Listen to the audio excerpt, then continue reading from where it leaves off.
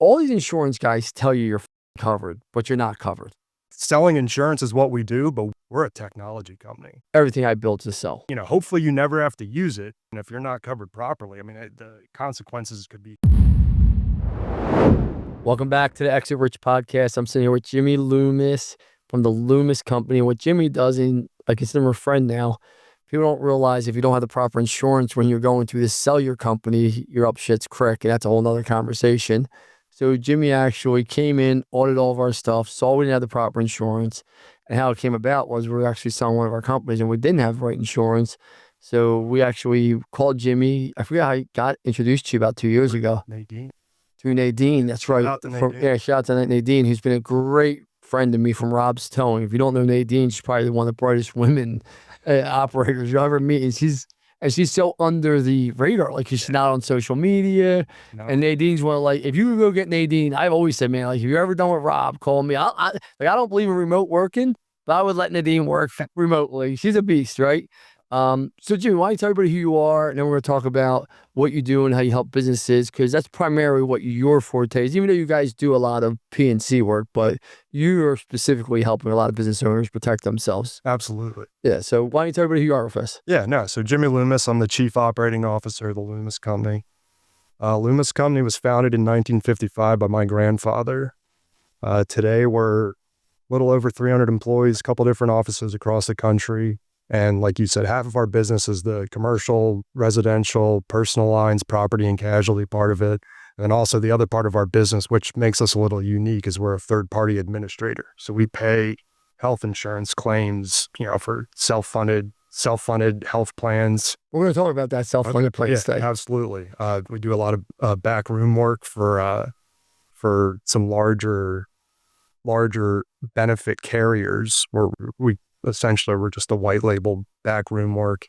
So that's part of our business. And then the other part, like everything that we do for you guys, the property and casualty side. And come along with that, we have an aviation division, a marine division, personal lines, and then the main part of it is the commercial P&C part. So your grandfather built a 300 person, and this is right, and we're just bullshitting here a few minutes ago about first generation builds it, second generation enjoys it, third generation destroys it, right? And you're third generation, right? But I will give you credit. You work. I text you, you'll text me right back. Now, your dad's funny because he gets agitated when I email him. And it's funny, and he knows that I'm trying to reach you, but I got 100 things going on. I'm like, yo, man, but he's probably my age, your dad. I'm assuming he's probably he's 75. Yeah, so he definitely doesn't want to be bothered. Oh, no. Oh, dude, he works harder than anyone. No, I'm sure he works hard, but there's sometimes emails come to the inbox. I'm like, this ain't for me. It happens all the time. People confuse us all the time. So we're used to it. So here's a question, though. You're third generation. What was it like? Because you're very responsive for a third generation person, and you're very down to earth. Like most people, third generation, 300 employees, I'm assuming, I just do the math of the revenue you guys are doing real fast. It's high revenue. Insurance is going to be a very profitable business, as everyone knows. So it's even more, you're making some serious money. Where do you get the drive from? Because your business is still growing. You're running it still. You can just relax. Why not just sell it? I'm thinking with a lot of questions here, but I want to know. Well, the selling it, we could spend all day there. Well, the neat thing is, my grandfather had started off as a small life insurance agency. It literally. Assuming he's not alive no more if your dad's 75. He died, but he only died a couple of years ago, over 100. So. Oh, you got good genes. Talking about being around a while, but the Loomis company actually started. Did that guy work till almost to the time he died, probably? No, him and my dad had it out. My dad was like, either I'm leaving, I'll buy the company from you, or either you're leaving or I'm leaving. And he's like, all right, you're right. So the transition of who really grew the company was my dad. Okay. The company started off in back of a car wash in a double wide trailer. That's what it was. And then when my dad got involved. From a double wide trailer to 300 employees. That's what we're going to name this one, because that is insane. It is insane. And he grew it. He got into acquisition mode when he was younger. So he bought through acquisition. He did. And he really grew it. Did he take debt out for it, or he just paid? He did. So he wasn't, he took out a lot. He had a set. Okay. That's just because I've never taken debt out yet. I don't have that set because it's a different type of animal. I tell people that. and he's a lot riskier than I am. But like I said, he's 75. He's still the first guy in the door and the last one to leave. Boy, Yeah. It's insane. I mean, he has his house in Florida. He goes down there for 6 months, but he's calling me at 7 a.m. saying, "Hey, where are we on this? Where are we on that?" He's, you know, what's your mom like dealing with this guy? oh, she's an angel. She's an angel. My mom's still one of my best friends. But So you just look at your mom and smile sometimes when you're dealing with this lunatic. yeah. Yeah, because people don't realize what it's like to build a 300-man insurance company. Like most insurance companies are 1 to 5 people. Most people don't realize that. Yeah. You start cracking 300. That's a lot. Yeah. That's a lot to manage, the systems, the processes. You got to be an operator. Like you sell insurance, but you and your father are operators. Like you're business operators. Like you don't even have to really know. I'm not being rude. Like you're better off not even knowing too much about insurance, and you better know more about operating the business. Absolutely. Can you talk about that? I can. Well, it's interesting because I listen to a lot of your podcasts now since we started doing business together. And like you tell everyone, like you're not a roofing company, you're not a contractor, you're a marketing company. Absolutely. We're selling insurance is what we do, but we are essentially, especially on the TPA side, we're a technology company. What's TPA? Just so third party administrator. Okay, tell me what that is, just so I know. So that's what I want to learn too. Why you're here. Yeah. So a third party administrator, really on the traditional side, people would pick, you have a group of, 100 people, 100 employees. They find that it's better to self-fund your insurance rather than being in the fully funded market. Yeah. So, you take your money, you take the risk, and you can end up being a little bit better off. And where a third-party administrator comes in, we're really just a claims payer. So we take on everything that the insurance carriers would traditionally handle in more of a fully insured type scenario, and we do all that work, everything from billings to. Here's a question for you. Because I had when I had over, because I own multiple companies, and as you know, unless you owned 51%, you can't. It gets hairy, right? Yeah. So when I had over 100 people on the plan, people were trying to constantly sell me the self-insured. And me and Joe went through it. Mojo Jojo, shout to her. And the one thing I did like that I heard was you could cap your loss damages, meaning you could self-fund and then you could have insurance that once it gets past this amount, you're capped. Right. Can you explain that? Because I don't think most people know that. Because we hear self-fund, they're like, well, what happens if I have $1 million in claims next year? I'm going bankrupt. Absolutely. That's what I thought. Yeah. Until I educated myself. And really, so what you do. And we don't self-fund because we have hundreds of employees, but they're all in different corporations. You know that, yeah. Yeah. So what you do is it's called a stop loss policy. And that's really like the catastrophic policy. So you have it's almost in layers. You have your self-funded portion where you're doing that. And then you have a spec and an ag stop loss policy. So if it's one person hits a certain amount of number or the total group hits a certain amount of numbers or the losses, that's when the stop loss insurance will come in on top of that to kind of save that. Insurance is a killer for small businesses, as you know, health insurance especially, right? Like we get into the auto, and obviously I have umbrellas, as you know, which we're going to talk about why people should have umbrellas, right? I think people should have umbrellas, but most people don't even know what a fucking umbrella is, which blows my mind because people are going to, as soon as you get money, people are going to come for you. Like, you know that better than anyone. Absolutely.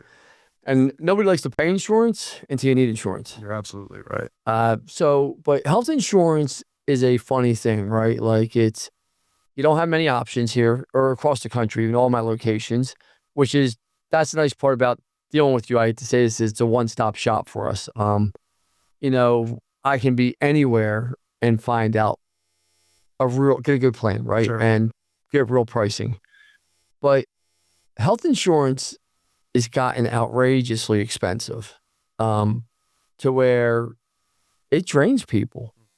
Can you talk about how you mitigate it? Because you've helped us, but you don't, here in Philadelphia, how many options do you really have? 3, 4? The big one's Independent Blue Cross. That's like in the Philly and Prior Philly area. That's really the juggernaut. You can have Highmark, you can have Independence Blue Cross, or not Independence, you can have Capital Blue Cross. What do we have, if you don't mind me asking? You probably don't even know. We don't handle your health insurance. You don't? No, we looked at it before. Who handles our health insurance? Anyone know? Sure. I thought you handled our health insurance. No. And I thought you did, to be honest with you. But health insurance is a racket because every year it goes up and you got to go back, you got to fight with them. That or you go to switch to one of the other two options you have. But even it's going to a lot of times be around the same. Right. And then you got to kind of switch to, but the one thing I did learn is look at what people are using because you can get that. People don't realize you can actually go to them and say, give me what everyone's using. Like, show me, and I want to make sure that's it. And then you say to people, hey, listen, I'm going to raise your deductible, which we did. And just when you go to it, give me the deductible and I'll pay your deductible. Sure. Like, fuck it. Like, you'll save a ton of money that way. Right. Because the employees that do bring it in, you don't give a shit. You're like, it's like, I told everybody here that works here, there's a gym here, right? There's 2 gyms. Yeah. I'll pay the $25 for you. Like, why do I give a shit? Like, if you're healthy, you're going to perform better for me, right? If I pay your deductible, you're going to appreciate it. And it's like, no, absolutely. Yeah. And if I want to pay your deductible, right? Like, let's be realistic. Let's talk about why I went through selling, and as you know, 2 different companies I sold this year, and you've been through that transition with me. Why is it so important? Because we got caught down with not the right insurance, as you know, and it didn't ding us any money on the multiplier, but it did help up everything until we got the right insurances in place. All these insurance guys tell you you're fucking covered, but you're not covered. Can you explain why you need people to actually know? And I'm not being rude to the average sales guy out there selling insurance. Absolutely. He's just selling you what he's been trained on. Let me just go get premium. Let me just go tell you you're covered, but you're not covered. And then what happens? You go to sell your business or an incident happens. Like we had a issue up at one SEO, and we had we didn't have the right cyber policy. Right? We had business insurance, we didn't have cyber policy. And I think it cost me almost $200,000 in legal fees, and we won. But in Pennsylvania, you don't get your legal money back. No one understands that. You just out the money. Yeah. Can you talk about that policy and why it's so important? Why most people? Do you believe most people know what they have insurance wise? No, but I think it's also not only my job, anyone in the industry. I mean that's why they're not doing it. The majority of people sell on rate. Yeah, they do. The majority of people sell on rate. They do. Go look at Facebook, social media. You're paying too much for your insurance. Listen, the one thing I say to everyone, and we just outgrew him, and I'll never say a bad word about him, was Dave Lieber. I paid that guy because his customer service was just so much better than everyone. Right. Like I tell people all the time, if you want customer service in the insurance world, there's not a shot at you or anyone else. There's no one better than fucking Dave Lieber. Yep. Right? The dude answers his phone on a Saturday morning. Like I give a shout out to Dave Lieber, like to anyone. If you just need basic P&C, basic insurance, that's your guy. Right. Because he goes out of his way for every single part. He treats every client like it's his only client. Right. And you know that's hard to do. No, it's really hard to do, but it's also how if that's not how it's refreshing to hear that, because you don't hear that about, I mean, a lot of insurance guys, I mean, and a lot of people look at us like used car salesmen. I don't think there's anything wrong with used car salesmen if they deliver on what they sell. No, you're right, but sometimes they don't. If you don't, but I can tell you this, Dave Lieber for 10 years handled our stuff. Mm-hmm. And we would have never left except for we were exposed a few times, and not no shot at him. It was just he doesn't handle business insurance when you get to certain levels, sure. Right? Like, sure. And there's nothing wrong with just saying that you outgrow someone sometimes, right? And that, like you have to level up in this game, and if you don't level up, you're fucked. Yeah. Why do you think most people don't pay attention to their insurance? Because most people don't. They go to the best rate. That I'm telling you right now. I think a lot of people just don't. It's exactly what you said. You don't want to think about it. It's not sexy. It's not fun. But it's unfortunate that a lot of people look at it that way, especially business owners, because it's when you're looking on your line item sheet. It's one of the most expensive costs you have at 100% business, and you need, and it could be the light. Hopefully you never have to use it. But God forbid something does happen, and if you're not covered properly, I mean, the consequences could be catastrophic. You're going to use it. Yeah. I mean, you're going to use it. Yes. I can't say that I've used the insurance coverage in every one of my companies. In this day and age, but you're going to use it. Right. You're going to use it. Like, I could tell you, whether it be in a car accident, sure, whether it be, an employee suing you because you fired them, right? And they just come with a bogus fucking claim. That's that's the new thing, right? Like, I'm a loser at work, I can't make it, and hey, I got terminated, so now me just turn around and sue, right? Like, especially now and what we're dealing with, and it really, it's geographical, but let's just take the Philly area, like the nuclear verdicts that are coming out. That's why liability is going up so much. That's why rates are skyrocketing. yeah, automobile insurance is very expensive because, you could be almost not at fault and you get into, a Philly court system and it goes to a jury trial. I don't know the actual statistics on it, but they're very favorable to people, extremely favorable and outrageous claims. And that's a problem. I mean, that's a legislative problem that we could talk about for years. I don't know how that's going to get fixed, but it's really becoming a problem. What is your daily day like? Because you're not selling insurance. Because like I'm not being rude to you. You never sold me insurance. You came out, met with me. You were super nice, but we deal with your team. Yeah. Like kind of almost like how people don't realize here. I'm not selling anything. I don't sell roofs. I don't sell any of my businesses I own. Right. Like, so what's your daily day like? I like to be in the office as much as possible. I think it's good to be seen. But with that being said, why I got, you started off, how did I get to where I got? Yeah. Because despite my best intentions, I didn't think I ever wanted to be in insurance. I thought I'd want to be in federal law enforcement or go to law school. And the more I got involved with the company, I mean, I ended up getting licensed to sell insurance before I graduated college. And it was just something, it's the legacy's part of it, seeing my grandfather build what my dad turned it into. And then I slowly started to realize how much I loved this business. And it's more about being able to get to go out and meet with someone like you, like being able to do that on a daily, weekly basis of meeting new people, new industries, you name it. That's what I love about this business. So I do like to be in the office. I mean, I have to be seen, I think, from a management perspective, but still, my favorite part of this business is being able to go out and sell. I still have my own book of business that I go out and service. My dad still has his own book of business that he services. And being able to travel and meet people, meet with carriers, underwriters, prospects, I mean, that's still the best part of this job. Do you have core verticals that you're in, or kind of all over the place? We do. I'd say where we really, well, not where we excel, but the verticals that we have defined. I mean, we have a marine division, we have an aviation division, we have a hospitality division where we handle some large property hotel type accounts that are across the country. We do a lot of contractors, a lot of manufacturers, some heavy transportation. So those are kind of the big verticals, I'd say. Do you tell the contractors to get a personal umbrella policy like I have? Absolutely. Well, the cost for a personal umbrella policy, it's nothing. I mean, you piss $1,000 for $1 million and keep going up, and it's nothing. People are like, man, you got a $5 million policy. Why would you have that, Lance? I'm like, because if all the other shit hits the fan, I have a $5 million policy for a reason. And your name's on it. So they're going to, even if they come at you corporately or personally, I mean, that's why I think it cost me, I don't even know you. I mean, you have the policy, so but I think $5 million cost me like, maybe I'm wrong here, but I think it's like $6,000 a year. Could that be right? Yeah. Yeah. Could that be the right? Yeah. No, that wouldn't surprise me personally. I mean, like corporately, it's obviously expensive. Yeah. But like personally, it's a no-brainer. But they're going to attach you personally anyway once you get to a certain level. 100%. Like every time there's a fucking lawsuit for any one of my companies, my name gets attached to it. And that's how it is now. I mean, but if I'm going to sue someone, I'm dragging the putting personally too, because that's just how it works, right? Like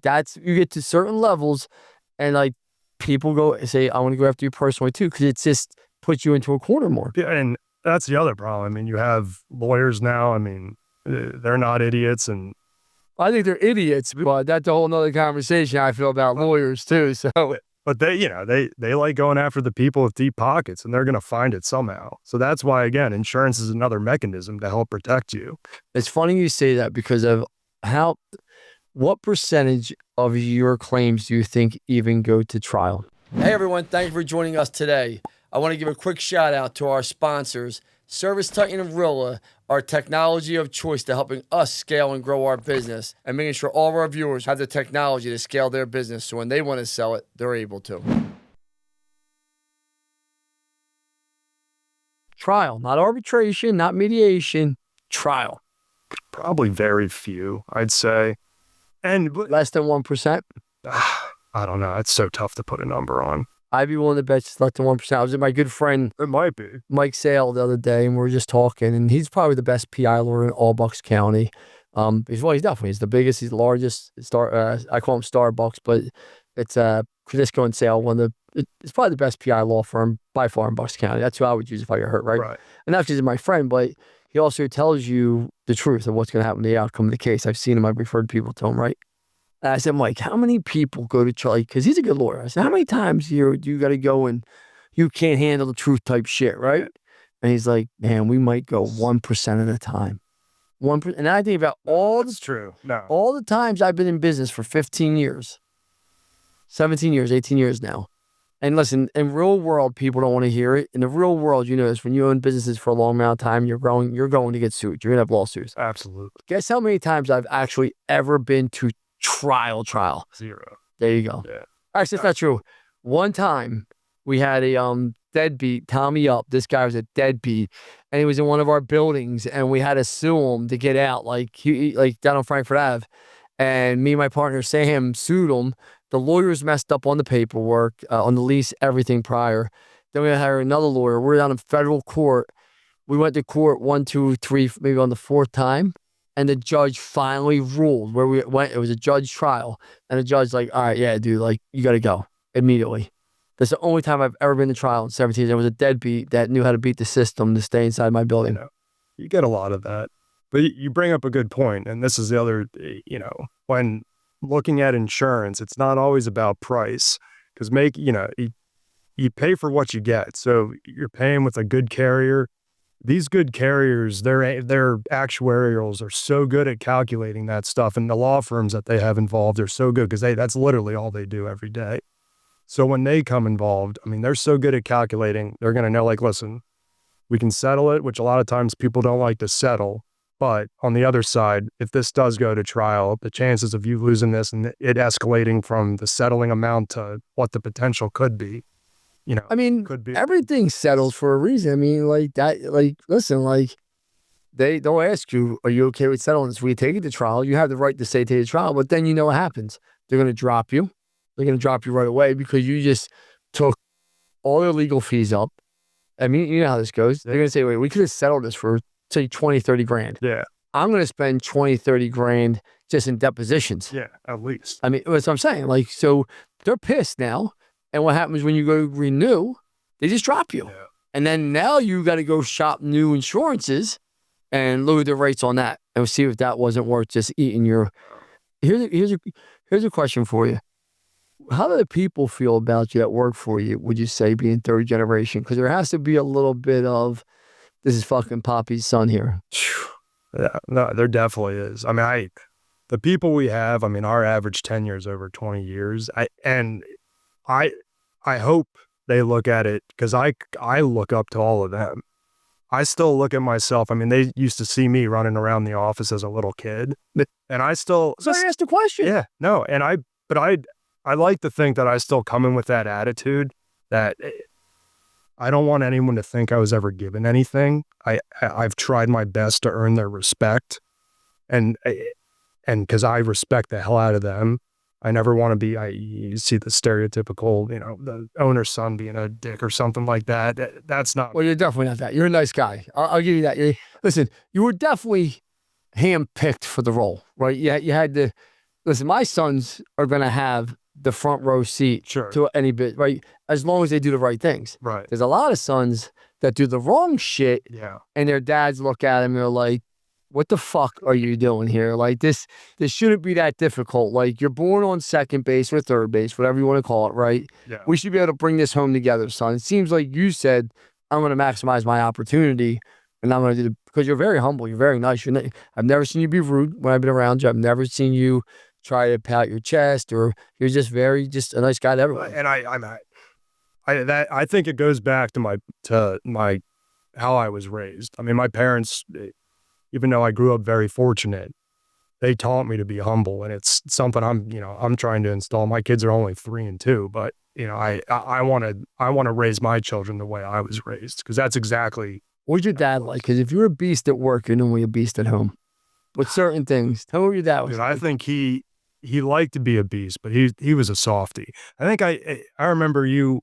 I remember you were gonna talk at something for us, and you're like, dude, I can't make it because I've my wrestling tournament for my sons. I'm It was. sorry. I think I said, Which I do apologize about that. how hurts, but Yeah. I think I said this to you because the relationship with my dad and he never missed a football game or a hockey game growing up with me. I'll get emotional about it, but we would spend in hockey, playing travel hockey. I mean, I hope my sons do it, but I hope they don't, because it was every weekend, Saturday and Sunday. The closest away game for us was over an hour. But so from ninth grade until senior year of high school, we're in the car together every weekend, driving to games. And then when I'm playing college football, he would fly to my away games. I mean, the guy never missed a game. So, I mean, that was the kind of, he liked to be a hard ass, but the things that he did really well, like he was never like, you're going to do insurance, or you're not going to, or you're done. I'm not, you're not going to be part of this family and this company. I'm going to throw you out. He's like, good, go to law school, or good. I mean, I really wanted to be in the FBI or be a U.S. Marshal. He was like, good, go do that. He has that, does he in there? He got no FBI law. I mean, that's what I was going to college for. I was like, this is really what I'm going to do. And then, he played it so cool. He's like, yeah, go do that. You can come back here. The company will be here when you get back. And, it's the more I was around, I was like, holy shit. Like, I love this business. I love this life. And that's kind of how I got. It's funny because I don't miss my kids' stuff. Like, I can't say I never have. Yeah. Like, I might miss one football game a year for my children. And I do miss summertime wrestling, one or two, because I got great coaches, Josh Kingdig, Mason, that will go take my children. I think there is good times at every major event. I'm there. Yeah. But if it's a bullshit tournament or duel, I'm like, this is good for my sons. It's good for Amazing, who will be coaching my kids in high school for sure, right? Like, it's very close to my son. So I want to make sure that my sons have time. And then Kingdig's going to coach my kids in high school also, right? So, like, I'm like, if you learn that lesson now to be with these guys on the side of the mat, you're going to have a great high school experience. Like, instead of having dad there who's never going to see the side of the mat when you're in high school. I'll be in the stands cheering for you, but I will not be on the side of the mat, and I won't be on the sideline playing football, coaching football. I don't want to take up too much of your time here, but what do you think people need to know about business? Because what's next for you guys? You went from, since you've been there, when you started 20 years ago, how many people did you have 20 years ago? 20 years ago in 2000s, we were probably around that 150 to 200. All right. So you doubled the business, let's just say, in 20 years, which makes sense in the insurance world. Like, it's just, right? What have been your biggest obstacles? Like, because the insurance you sell is just a widget. These things are applicable to any business, I just believe. You're absolutely right.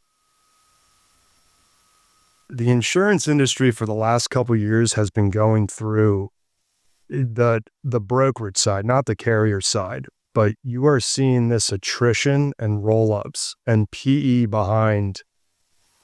That was the big thing, was buying up insurance brokerages. Of course, it's a no-brainer. It's a residual income. Jesus Christ. Right. Just told my buddy Ryan Crookham to sell his company. I did. I'm like, sell it. Like, so it's funny. You ask us what's next. And my dad and I made the conscious decision a couple years ago. My dad's like, I have enough money. Like, what am I going to do with more money? He's like, I love this business. You obviously love this business. So we made a conscious decision not to sell, because that's when the PE guys are still knocking at. They're pummeling on a business like yours. I can only imagine what the valuation is. I could do the numbers. I don't want to do it publicly, but I can tell you this: they're beating down your email, your phones. I'm surprised someone hasn't showed up your front door. Yeah, it's insane. But with all that being said, we are gaining. We're earning new business opportunities. We've probably never been in such a strategic place. Because now we can, there's not many privately owned companies like us around it. Not 300 people, absolutely not. Oh, no. Absolutely not. They all get bought up, the guys sell, the guys leave, and I've seen firsthand. I mean, we've been hiring people that have been with the companies that sold. They're like, I want to work for a family-owned business. So that's, strategically, we've never been in a better spot. Us being able to go into very large companies and say, listen, we're third generation, and it could be a third generation company, and they just see what we have and the ethics and how we do business. That's what's important to people now. So it's funny because like people ask me, obviously everything I build to sell. Yeah. Like, I mean, fuck, it's Exit Rich podcast for crying out loud. And like my slogan is LB Capital, build to sell. Like I have no problem saying like, I'm a build to sell it guy, right? Like if I sold one SEO to one company I loved, right? It's the only company I truly loved. I let that go out the door, right? Yeah. Sold to the wrong people, but that's a whole different conversation. But I mean, because you guys already have, sounds like generational wealth, right? And I always say to people, whether you sell it or not, you still got to run it like a business. And with 300 people, you know what your EBITDA is every single year. You know what your net. A guy like your dad is not sitting there and saying, okay, it's okay to lose $2 million this year. He's not. Like, that's not happening. That's not how you build a 300. Right. What would you say? Because PE is coming in. What's the difference between a family-owned business and a PE-owned business? Because I'm going to give you what I think after you speak, if you don't mind. I can only speak from experience of what I've seen in some acquisitions around us and some companies similar to our size ended up selling. I mean, were the people happy or no? Happy with the check, but not happy with the outcome. Well, yeah, a lot of times, I mean, listen, if one day we were like, we don't want to be in insurance anymore, sell it, and we're not gonna, we're gonna be happy with the paycheck, but our employees are gonna be screwed. They're gonna be unhappy, and so be it. But that's one of the reasons why we don't want. Do you think people are just unhappy with change, though? Yes. Because I know some of these PE firms, and 95% of these guys are good people. They're operators. They're smart. I just think sometimes people don't like someone asked me today, I've been with my wife for almost 15 years, and they said, would it be hard if she left? I said, dude, it's 15 years of my life. I'm like, I don't put my clothes out. My wife, like, what are you talking? Would it be hard? My whole life would be upside down. Yeah. I feel like that's how it hits when PE comes in, because people are like, not right away, 3 or 6 months, when they start making changes, people are like, I don't like change. Mm-hmm. And like you said, your average 10-year employee's been 20 years with you. That's going to be, no matter what they change, it just could be the fucking food in the lunchroom. People are going to complain. No, you're absolutely. I mean, I just want to ask you that question. Like, do you think that's part of the problem? I think change is part of it, but change isn't a bad thing. I mean, there's a lot of it. There's some PE firms out there that have been doing a lot of roll-ups and acquisitions, and maybe they don't do it the right way. There's some guys who are doing it, who are doing it the right way. I agree with that. I think there's good people in all spaces. It always depends. I mean, if it was going down the road of selling our business, there are some strategic partners out there, and they are PE backed, but they're in the insurance business. They're not. They're obviously they're there to make money, but they understand the insurance side of it. Where there are some guys are strictly about the money. They want to buy it, gut it, just so they can sell it again. That's where you don't see the best. And that's where you don't see the best. But they're mostly like, I feel like they're search fund guys. Yeah. Like they're guys they're coming and they're buying your company. There's 30 people on the cap table, 15 people that raise money. The PE firms I see that have the funds, all these guys are good guys. And the last thing they want to lose is employees. Like that's the asset. Absolutely. Yeah. Like for you guys, the book of business residual is great to have, but the asset is all the 300 employees, because if they go down to 150, you're going to lose a ton of customers. You're going to lose business. Correct. And people don't understand that. Yeah. Like you can't go gut a 300-man company down to 200. No. Unless you're Elon Musk at Twitter. And it worked out for him though. Sure. But I do believe in some organizations, and this is going to sound horrible, the bigger the organization gets, the bigger the percentage gets of dead weight not doing anything every day. No, that's a good point. Absolutely. And that's the sad part.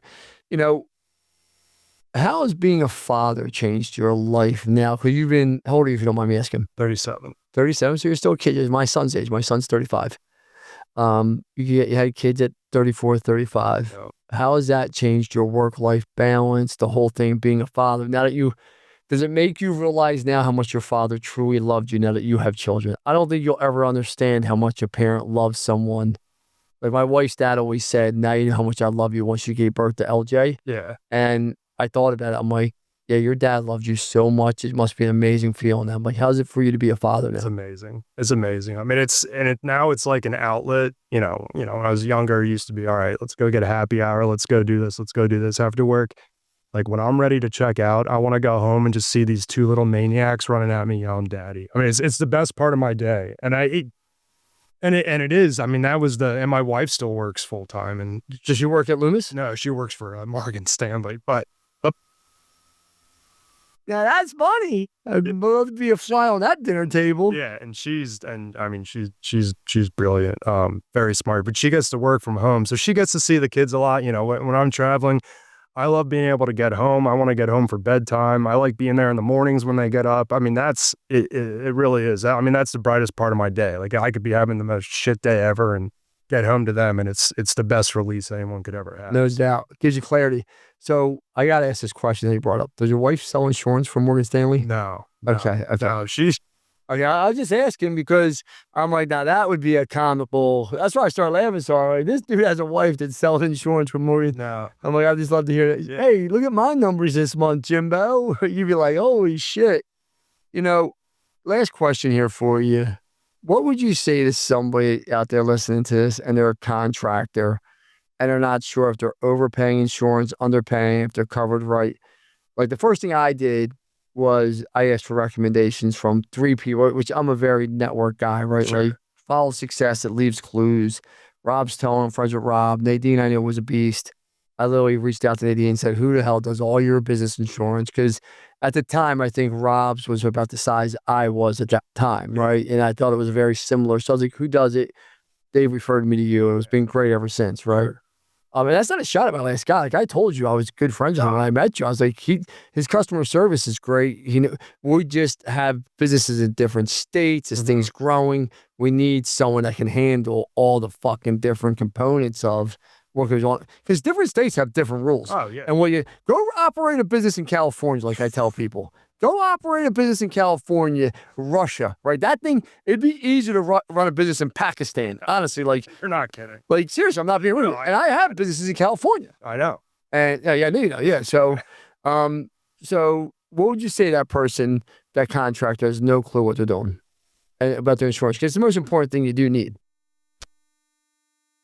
You know why I like working with contractors on the insurance side? Because they're usually no BS. They get bid on all the time. So I'm used to having contractors who bid on me to keep me honest. That's always a good thing. I mean, competition always drives down prices. If you don't know where you're at, but you know at least what you have, get a second look at it. Get a second broker to take a look at it. Yeah, I'm all about that. You got to have knowledge. Knowledge is power. And there's nothing wrong with that. Listen, thank you for coming in. I appreciate it. Right. I enjoyed it. Listen, I hope everybody, if somebody wants to get a hold of you and have you actually, how's someone get a hold of you if they want to talk to you? You want my cell phone number? Yeah, put your cell phone number. Give my cell a call, 484-955-5686. So I got to tell you, we have guests all the time. I give my cell phone out to everyone. I think he might be the first one out of all the episodes to actually say, here's my cell phone. I think so. I think you might be the first one, which shows you your commitment. People don't understand that. When you're willing to give your cell phone number out and people are like, oh, I'm a lunatic calls me. My phone's on silent. Yeah. Right. And then if I see you're real, I'll get back to you. Yeah. Yeah. No. Thank you for coming in, brother. Thank you so much.